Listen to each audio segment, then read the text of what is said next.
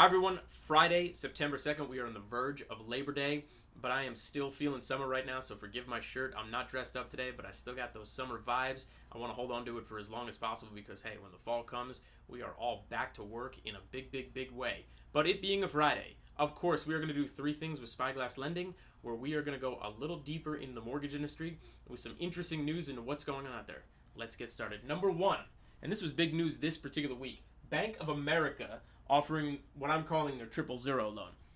Zero down payment, zero closing costs, zero mortgage insurance. That's big news. Now, they're doing this targeting African American and Hispanic communities. They're rolling this program out in select cities for now, Los Angeles being one of them. I know Miami, Detroit, and I believe Charlotte, the other big three, but they're doing it in a number of cities right now, and then they're going to see how it goes, and it's going to go nationwide. First-time home buyers for sure. You must be a first-time home buyer. The applicants all have a very different look on what they're ultimately being looked at behind the scenes. So it's not necessarily about credit, it's not necessarily about income, it's all about how's your rent, how's your utility bill.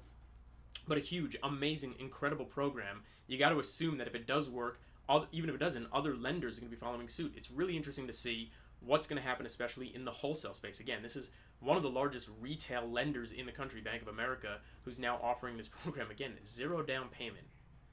Zero closing costs, and zero mortgage insurance. So most of the time, when you have no down payment, or at least less than 20%, you're going to pay mortgage insurance. Not with this particular program. So that's something pretty big, something to watch. We'll see how it does. Rocket Mortgage, which is the biggest lender really in the country at this point.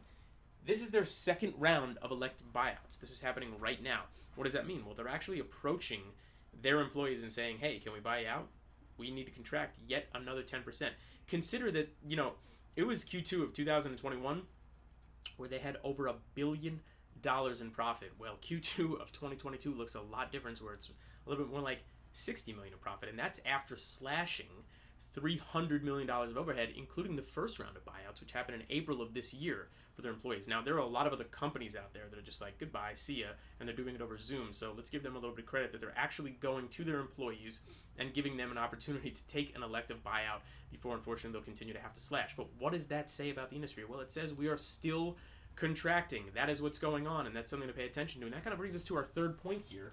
We're touching that 6% void again. What do I mean by that? The 30-year mortgage, again, which just this time last year was, well, let's just call it like it is, a lot lower, right? We were still looking at 2.5, 2.75, maybe 3%.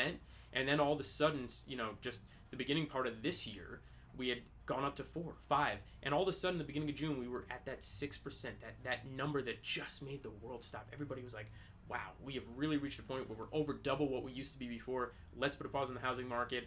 Let's put a pause on our, all the buyers, all the sellers. Nobody quite knew what to do. July was, let's just call it a ghost town. August, a little more activity came back, and the rates dipped back down closer towards 5% again, and everybody was starting to get excited. And all the economists love to use this term bobble. Hey, we're just going to bobble now with the interest rate in between 5, 5.5%, 6%. Are we really going to do that? Because we're back towards that 6% void now as of just this week. And it happened and comes on the tails of what happened out in Jackson Hole, where, again, Jerome Powell, the Federal Reserve, they said, another rate hike is coming, and probably a few more before the end of this year. Let's not get ahead of ourselves about where inflation's at. Everybody thinks maybe it's coming back down, but is it? The Fed is still fighting it, and if they do, people are concerned that's going to push us more towards a recession if they're going to continue to raise interest rates, and it's certainly having an effect. Not a direct effect, but it's having an effect on mortgage rates, and we are at that 6% void again. I'd hate to say it, but the 30-year on average is right around 6% again, and the tea leaves, and I like to read them, are still pointing in the direction when we might see 7, 8, and 9. Nobody wants to hear it.